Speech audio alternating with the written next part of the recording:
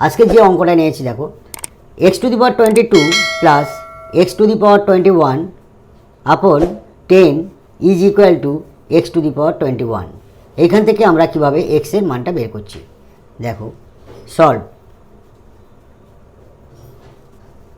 অঙ্কটা হলো X to the power 22 plus X to the power 21 নিচে 10 is equal to X to the power 21। অতএব X to the power 22টাকে আমরা ভাঙাচ্ছি X to the power 21 into X, যেহেতু এ গুণ এ সমান 1 প্লাস 1 অর্থাৎ এই এ স্কোয়ার, তাহলে এ স্কোয়ার থেকে আমরা এই জিনিসটাকে ভাঙালাম। অতএব এক্স টু দি পাওয়ার 22টাকে আমরা এটা ভাঙালাম plus X to the power 21 নিচে 10 is equal to X to the power 21।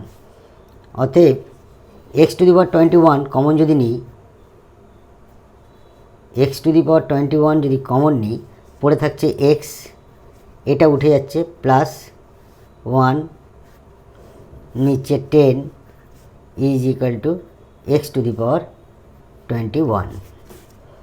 অতএব দেখো X to the power 21 into X plus 1, আমাদের 10টা ওই দিকে দেবো আর এক্স টু দি পাওয়ার 21টাকে নিচে নিয়ে আসবো। তাহলে নিচে নিয়ে এলাম এক্স টু দি পাওয়ার 21 আর 10টা ওখানে চলে গেল, 10টা বজ্রগুণ করলে সে একই হয়। তাহলে অতএব X to the power 21 x to the power 21 cancel out, পড়ে থাকছে আমাদের x plus 1 is equal two 10। অতএব এক্স সমান 10 প্লাস 1টাকে ওপারে নিয়ে গেলে -1, অতএব এক্স সমান 9। It will be answer. Thank you.